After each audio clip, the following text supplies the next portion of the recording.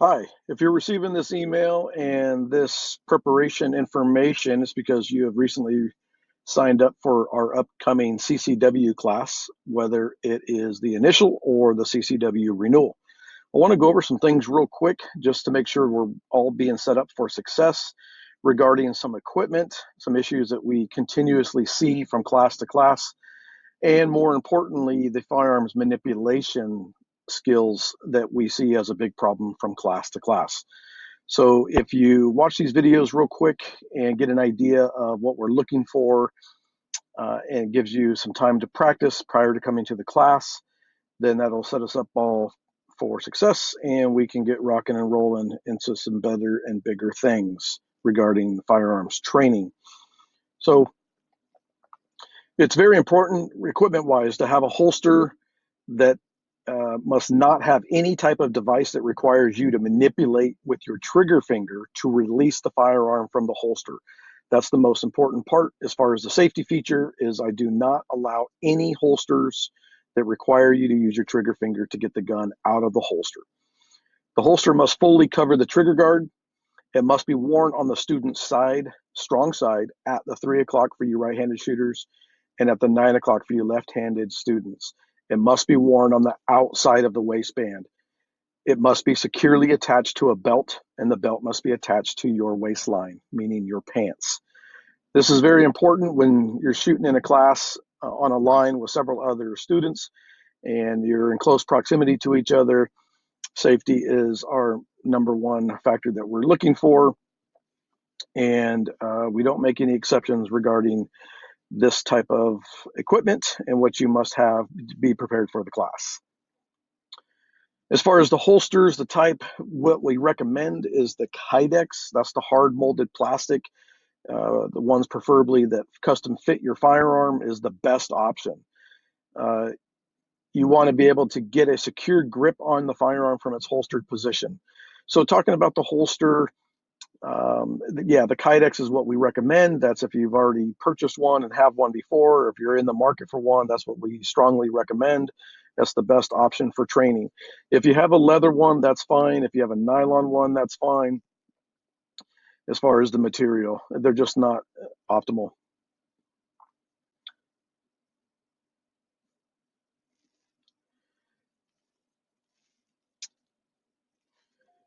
Basically, when the holster is on your belt, and as for a right-handed shooter, as pictured here, this is a Blade Tech holster. It's about $35, but it covers the trigger guard and exposes the grip so you can get a nice firm grip on the firearm as it comes out of the holster, which is very important.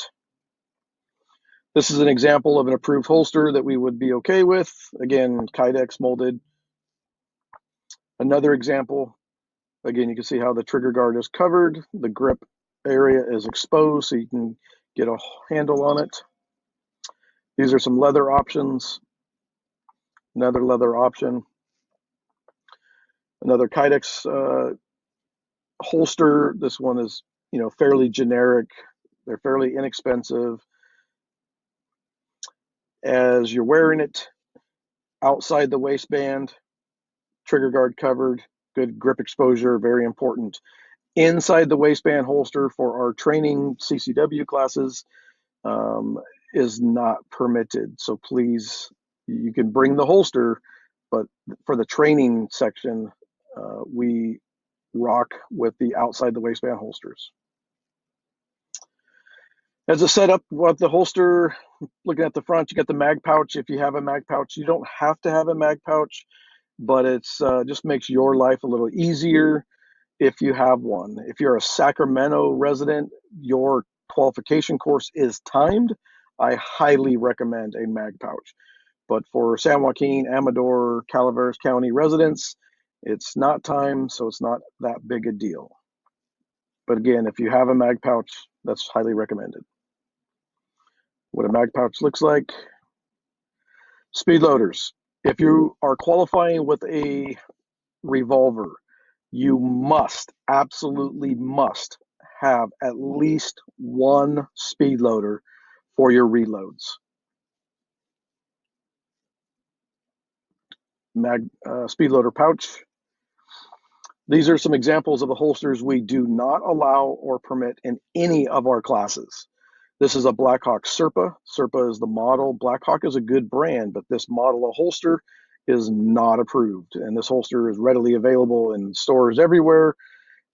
If you go to any reputable training facility, they will not allow you to have this holster for the simple reason of your trigger finger is used to press this button in as you lift the gun out of the holster. And in that time, your trigger finger is now curled and it accidentally squeezes that trigger. And there's a high rate of accidental discharges and people shooting themselves across the nation. Not cool. Another example, not permitted. Another example, not permitted, not permitted. All right, let's talk about firearms manipulation. This is a huge issue we have in all of our classes because people don't practice. And firearms training and so forth, it is a perishable skill. And if you're not practicing in between your 2-year mark, then this is where we see problems with students when they come to class. Our job as an instructor, as a certifying facility, is that we are simply supposed to make sure you are good to go and safe operating your firearm and accurately can shoot the firearm. So the primary issue is students having their trigger finger on the trigger when they are not shooting. So after you shoot, for example, or you're reloading your gun, reloading the magazines, and the entire time the finger is curled in on the trigger guard or the trigger, that is not appropriate. And if at the end of the session, if you can't fix that problem, you will not be able to pass our course. Muzzle discipline. Firearm needs to stay pointed in a safe direction at all times. Simple when loading the firearm. It's going to be holstered. Basically, this is a look at how it would go.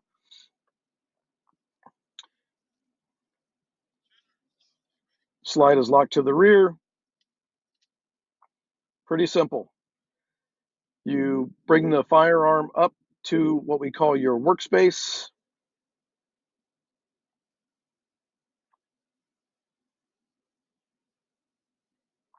Right there. This is the proper location to be doing all your firearms manipulation, whether you're loading the firearm, reloading the firearm, or unloading the firearm. Everything should be done in this configuration.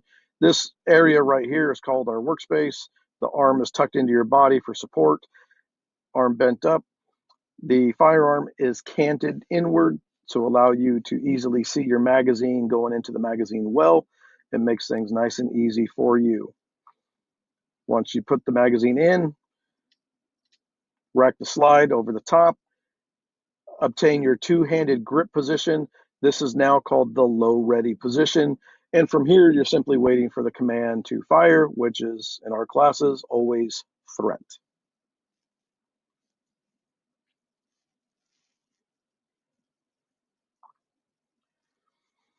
Reloading the firearm. So you're shooting the firearm.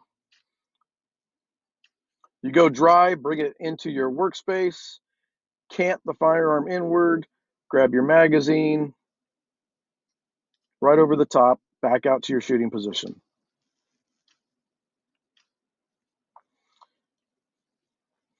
This will be from the side view.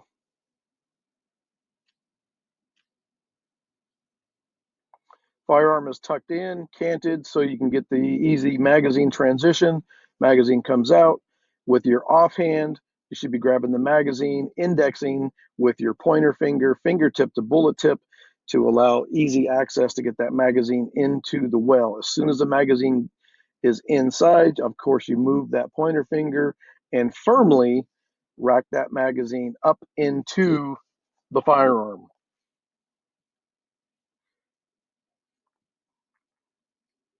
Come over the top, rack that slide, go back to your work. Racking it over the slide is the technique that we recommend to most shooters. Here is the slingshot method. A lot of shooters do this technique. It is not recommended, it's not advisable, and it does not work very well under stress. But basically, this is what the slingshot technique looks like.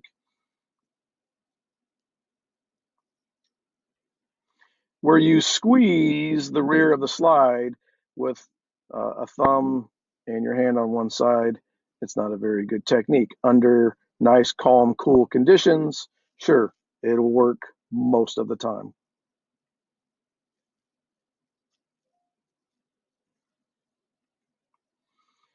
This is the preferred way we recommend for most shooters, is to simply form a C with your offhand and come over the top after you insert the magazine, racking the slide, chambering around.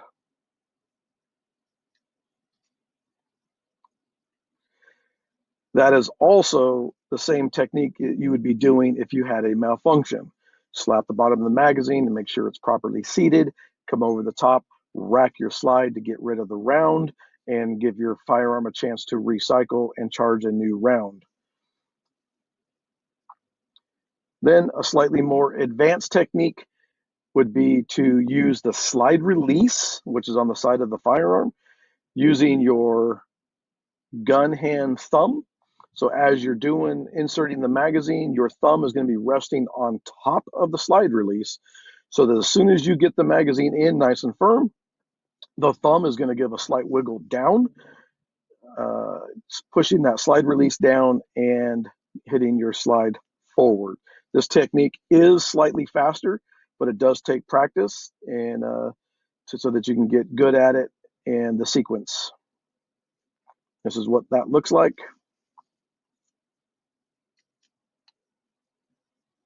That technique as well. Notice all manipulations, the muzzle's in a safe direction, pointed down at the targets and not up and down the line at other shooters or at yourself. And those are problems we have in many of our classes. So I hope this helps. Please watch the video, watch it several times, put it in slow motion, practice dry fire at home, and that'll be a huge advantage for when you come to class. So look forward to seeing you in class. Look forward to training. As always, stay trained, stay safe.